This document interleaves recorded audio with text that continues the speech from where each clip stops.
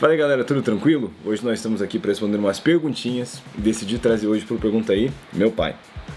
No que caso. É o homem que passou a vida respondendo as minhas perguntas. E ajudando a criar outra. Exato. Então hoje a gente queria responder um pouquinho das perguntas que vocês mandaram para a gente estar respondendo juntos. Eu quero começar com algumas aqui do YouTube. 1745, a experiência com Deus que mais marcou a vida dele. Eu acredito que, apesar do desafio de selecionar uma, eu colocaria o batismo no Espírito Santo.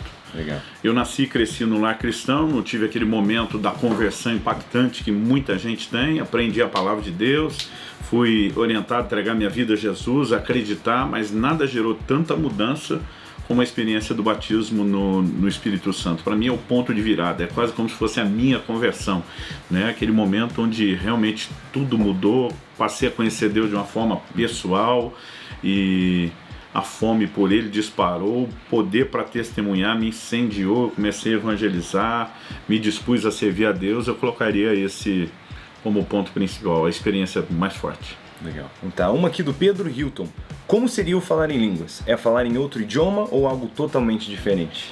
Bom, a gente pode concordar e discordar ao mesmo tempo, porque, em primeiro lugar, a palavra de Deus se refere ao falar em línguas como uma manifestação espiritual. Você fala outro idioma, não é dom do Espírito Santo, não é manifestação do Espírito Santo. Qualquer ímpio muda de país, aprende a falar outro idioma. Né? O apóstolo Paulo diz em 1 Coríntios 14, 13, aquele que fala em línguas, ore para que possa interpretar. Se falar em línguas for só falar um outro idioma, e ele já sabe, ele não precisa de oração para interpretar. Né? Então, Paulo também escrevendo aos Coríntios, diz no capítulo 13, ainda que eu fale a língua dos homens e dos anjos. Quer dizer, ele abre um leque de possibilidade de uma linguagem espiritual que não é acessível ou conhecida. Mas a pergunta não é de todo descartável quando pergunta sobre falar, né, línguas humanas, no sentido de que Atos 2 diz que eles falaram em línguas pelo Espírito Santo, dia de Pentecostes, e a Bíblia diz que povos de outros países e línguas que estavam lá os ouviam falar na sua própria língua. Às vezes alguns questionam, né, se de fato eles falaram na língua de cada um ou se o milagre foi ouvir. A verdade é que eu tenho amigos que já tiveram os dois tipos de experiência. Falaram na língua normal, Deus fez um milagre, né, ouviu na outra, falou em línguas e o cara ouviu na própria língua, e gente que falou na língua do outro. Né? Mas ainda assim, quando temos esses idiomas, porque duas palavras aparecem no grego quando se fala de línguas, uma é glossa e a outra é dialectos, né? Dialectos é quando é a língua humana. Mesmo quando se trata de falar em língua humana, nessa manifestação pelo Espírito Santo, não são línguas naturalmente aprendidas. Bom, e tem duas leituras que eu recomendaria muito sobre o assunto. Uma delas, o Falar em Línguas, que é um livro que o pai escreveu, que é, né, eu posso ser meio suspeito para falar, mas totalmente. É um dos melhores livros que você é menos suspeito que eu. Assunto. E outro também é um do C.S. Lewis, que é um texto dele traduzido, que se chama Transposição. E ele bate muito legal, uma visão bem bíblica acerca do Falar em Línguas também. Inclusive, nós vamos falar e recomendar vários livros para você que é fominha, gosta de ler, gosta de aprender, e eles vão estar no link da descrição. Eles realmente vão estar lá. Tailana Santos. Oi Isa, pergunte ao seu pai livros que ele indicaria falando sobre casamento e criação de filhos. Bom, a respeito do casamento, não vou mexer aqui na parte de livros cristãos. Vou falar de dois livros que ajudaram muito, tanto eu como a Kelly, no início do nosso casamento. Um deles foi As 5 Linguagens do Amor, é uma literatura cristã, mas ele não explora necessariamente a fundamentação bíblica do casamento, ele fala muito mais sobre comunicação, e um outro é uma literatura secular chamada Homens são de Marte, Mulheres são de Vênus, nos ajudou a pensar outras esferas do relacionamento que a gente não conhecia. Né? Agora, a respeito de orientação bíblica, nós temos o Propósito da Família, Luciano Subirá. Tentei reunir ali tudo aquilo que eu acreditava, além de bíblico, ser o melhor para ajudar os casais. Legal. Em relação à criação de filhos, acredito que um dos melhores livros que a gente possa recomendar é Filhos Poderosos na Terra, uma publicação do MDA, né? E esse ano nós lançamos também o que a gente acredita de melhor ser necessário em termos de entendimento bíblico, experiência prática para a criação de filhos. Nós lançamos o livro Como Flechas. Que eu estou muito grato no tempo que esse livro chegou, que eu já pude ler e aprender muito, que até é muito relacionado a essa próxima pergunta que nós temos aqui, que é para nós dois, que é a pergunta: Isa, Qual conselho que seu pai te deu que você com certeza irá ensinar a ele? Olha, tem muitos conselhos preciosos que você me deu, mas eu acho que uma das coisas mais preciosas que você me ensinou foi desde cedo amar e temer a palavra do Senhor. Eu diria que O isso primeiro é o que eu mais espero que você repasse para ela. O primeiro versículo que você decorou e foi o primeiro versículo que você me ensinou, que é o Salmo 119:11, também vai ser o primeiro da Ela, que é: guardei tua palavra no meu coração para não pecar contra ti. Então, desde cedo, meu pai conseguiu passar, não só através do ensino, como do exemplo, um amor pelas Escrituras que queima no meu coração até hoje. É o que eu espero passar adiante para os meus filhos. Todos aqueles que são apaixonados pela voz de Deus vão buscar a voz de Deus onde ela já está e vão ter sede, fome e sede de obedecê-la. Então é isso que eu quero ensinar para os meus filhos, que eu acredito que foi uma das melhores coisas que eu recebi do meu pai. Lucas Souza, qual que é a sua música favorita do Israel? Bom, durante muito tempo eu sustentei que era Festa do Universo. Agora você está para lançar uma, Cobre o Vão, que está concorrendo intensamente. Legal.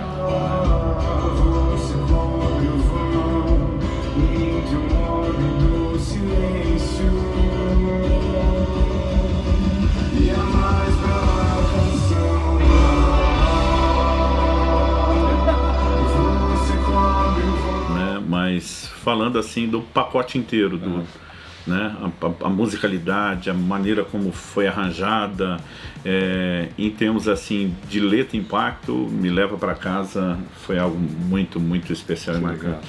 Legal. A última que eu tinha ouvido era do Festa mesmo, Festa do Universo. Bom saber. Henrique Girardi, olha quem tá aí. Qual foi a maior arte que o Isa aprontou? Bom, você e sua irmã, graças a Deus, não aprontaram muito. Acho que Deus ouviu minhas orações, que vocês não fossem nesse sentido, como eu fui com meus pais. Mamãe fez um excelente trabalho aí, dona Kelly, né? Mas assim, o negócio que mais me deixou assim, acho que tanto eu como sua mãe, tanto preocupado como bravo, foi uma vez sua mãe, ela trabalhava como orientadora pedagógica numa escola, e ela recebe uma ligação de um vizinho que tinha crianças andando em cima do telhado.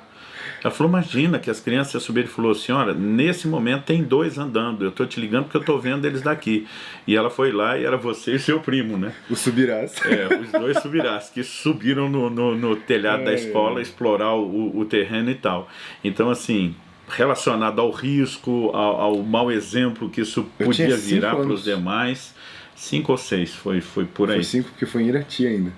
Então... Não tinha que ter sido. Ou 4 ou 5. 5 anos. Então quer dizer, se fosse um garoto de 11 no telhado, talvez a gente ainda pensava, sabe mais ou menos alguma coisa sobre não cair.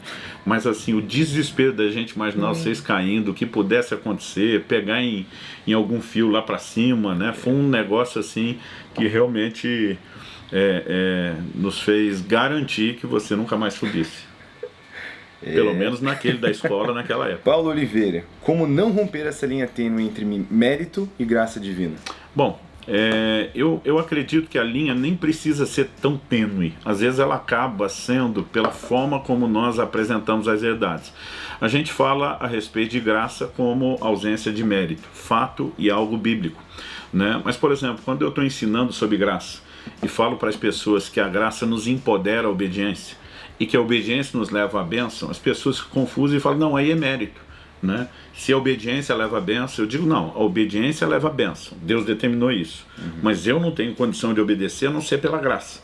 Então a minha obediência não é um mérito próprio, ela é empoderada pela graça. O resultado da obediência vai ser a bênção, mas eu não produzo isso sozinho, né? Então, quando falamos a respeito de salvação, a salvação não é por mérito, mas o homem precisa de um posicionamento de arrependimento, de fé, ele tem responsabilidade, existe algo que o leva a acessar a graça, que é a própria fé, como diz Romanos 5:2.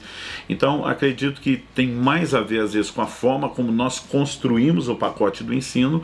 Às vezes a linha fica mais tênue, às vezes um pouco menos, mas ainda assim, acredito que tem sempre um desafio que tem que ser levado em conta. É um assunto impossível da gente tratar rápido, né? Aliás, esse assunto me fez escrever o maior em termos de quantidade de páginas, livro da minha vida, e também a obra principal da minha vida, que é Graça Transformadora, que você precisa demais ler esse livro. Bom, nós vamos acabar falando bastante aqui sobre livros, não é porque estamos usando o vídeo para fazer propaganda, é porque na minha responsabilidade de ensinador não gosto de deixar ponta solta, e é muito desafiador responder perguntas muito depressa sem explicar outros desdobramentos. Às vezes isso gera mais confusão do que ajuda. Até porque você gosta de livro também, né? É. Então, mas é muito bom. Realmente a leitura é um hábito tão essencial, né, para nossa construção, nosso crescimento espiritual, e muita gente não faz isso o suficiente. Eu mesmo tenho me desafiado a fazer um pouquinho mais, porque eu descobri que muito da minha leitura era feita porque eu estava no ônibus. Quando essa parte saiu da minha vida, já hoje em São Paulo não gasto tempo no transporte público como antes, eu comecei a ler um pouco menos. Então estou tentando achar os novos momentos no meu dia a dia que eu consigo encaixar a leitura. Agora, como pai, com a filha correndo para cima e para baixo, Exatamente. a gente tem tentado, eu e a Priscila, construir essa disciplina de, antes da gente dormir, a gente ler. Tirar um tempinho ali para você ler, deixa as telas para longe, né, os eletrônicos para fora do quarto, realmente gastar um tempo ali com a leitura. Então a gente tem se desafiado a ler mais, e você, nisso, meu pai é referência. Então, mas o Graça Transformadora, lê esse livro, o link também está na descrição. Daniel Campos, qual tipo de filme preferido do seu pai? Ele gosta de filmes da Marvel ou da DC? Bom, filmes de Marvel e DC eu comecei a ver para acompanhar você e a Alissa, para a gente estar junto. Gosto de muitos deles. Eu acho que no balanço final um pouco mais Marvel do que DC, é difícil definir isso, mas não são os meus prediletos, não. Assim como teve a época que vocês eram acho pequenos... Acho que sem a gente você nem assistiria não, esses filmes. Assim como teve a época que vocês eram pequenos, que eu assistia desenho, animação, e não é o que eu mais gosto. Mas a minha linha de filme, quando tem tempo para entretenimento, são filmes mais assim policiais, investigativos, né, com um enredo inteligente, de descobertas. Eu acho que eu gosto mais disso. Se tiver recheado de ação, melhor ainda, mas só ação pela ação, às vezes sem ter isso tudo, não é o que mais me interessa, não. Ação com enredo. Enredo com ação, deixar a ação em segundo. Jefferson Saraceni, como inspirar seus filhos a viver Jesus dentro de casa? Vivendo. Eu acredito que isso é... Uma vez perguntaram para mim e para sua mãe junto, numa entrevista sobre criação de filhos, o que é que vocês acham que é o fator mais impactante na criação de filhos? Nós respondemos junto, em coro. Exemplo, né? Eu acho que viver é a maior inspiração. Falar ajuda, mas viver é o que tem de maior. Eu acho que o que foi mais chamativo, tanto para mim como para minha irmã, do que vocês sempre nos ensinaram, foi de fato que isso vinha junto com exemplo. A gente nunca viu vocês falarem algo que vocês não faziam, né? Eu lembro de vezes na minha infância ali, momentos que eu não estava com vontade de ir para a igreja, que a gente tinha conferências às vezes de vários dias na mesma semana, e você confrontava às vezes a minha falta de interesse por estar indo, e eu ficava olhando que você de fato estava correndo muito mais que eu, mas eu nunca vi na minha vida você sem vontade de ir para uma reunião, né? Eu via você e a mamãe lendo a Bíblia em casa o tempo inteiro, eu via vocês tendo seus momentos de oração com Deus, tudo isso foi muito forte, né? Eu lembro de diversas vezes que você confrontou algumas coisas na minha atitude, dizendo: Israel, você não pode fazer isso porque a Bíblia diz isso. Mas do mesmo jeito, eu me lembro de ocasiões onde você veio e pediu perdão, falou que você não devia ter feito algo porque a Bíblia dizia isso. Então a gente viu que era claro, né? Não era uma tentativa de colocar a gente na linha, que a gente se comportasse, e que você e a mamãe nunca falavam pra gente fazer coisas que vocês não viviam, né? Mas a gente viu uma outra realidade, que quem mandava lá em casa realmente era o Senhor, e o mesmo padrão que vocês davam pra gente era real pra vocês também. Então, com certeza, o exemplo me influenciou demais, o exemplo que os meus pais me deram. Agora, para finalizar, responder algumas perguntinhas que vocês fizeram no Twitter. Quis atender todo mundo aqui nesse vídeo, colocar um pouquinho de perguntas de cada, e eu acho que a gente tem que fazer um pouquinho mais, porque vieram muitas perguntas aqui. Mas Pris Barros, por que quando estamos buscando mais comunhão com Deus, enfrentamos o dobro de tribulações? Bom, vou imaginar que o dobro é uma linguagem, uma metafórica, né? Uma forma de linguagem, porque às vezes pode ser o triplo, às vezes pode ser só 150%, mas algo que as pessoas precisam entender é que enquanto nós não estamos demonstrando um grande interesse e compromisso com Deus, nós não somos uma ameaça para o reino das trevas, uma oposição do reino das trevas, nós não somos um problema para o mundo à nossa volta, né? Então assim, a gente é mais um no meio da multidão, então não é incômodo. Agora, quando a gente se posiciona com valores contrários, existe essa diferenciação. Então algumas pessoas acham que a tribulação é quase como se fosse uma paga, um pagamento ruim de Deus por algo ruim que nós fizemos. Quando você vai estudar na Bíblia a tribulação, ela não tem nada a ver com falta de fidelidade, né? Por exemplo, os 3 amigos de Daniel foram para a fornalha por causa da fidelidade a Deus e não da falta dela.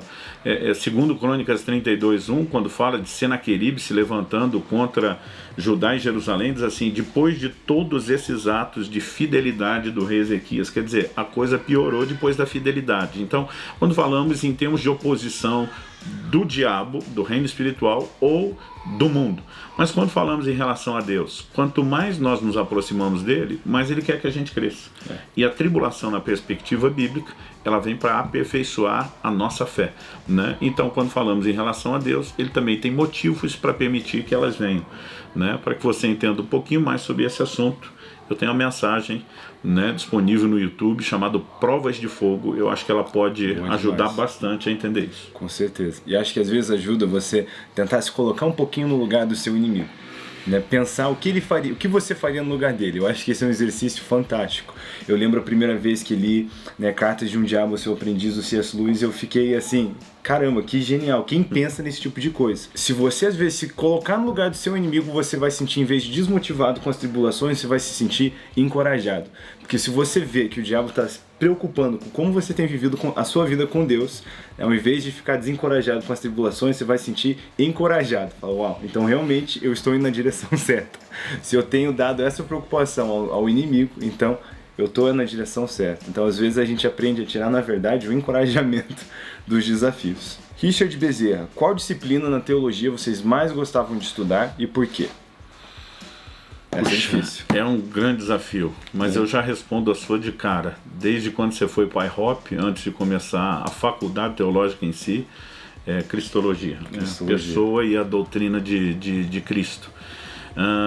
Eu tenho 2 que eu tenho dificuldade de distinguir, mas eu acho que ainda colocaria pneumatologia, a doutrina do Espírito Santo em primeiro, e soterologia, a doutrina da salvação em segundo, né? Em termos assim da fascinação de querer entender no sentido de comunicar, né? Lógico que a pessoa de Cristo é muito atrativa no sentido do relacionamento, mas eu acredito que em termos de chamado e de sentir algo me empurrando, talvez essas 2 ainda eu coloque na frente.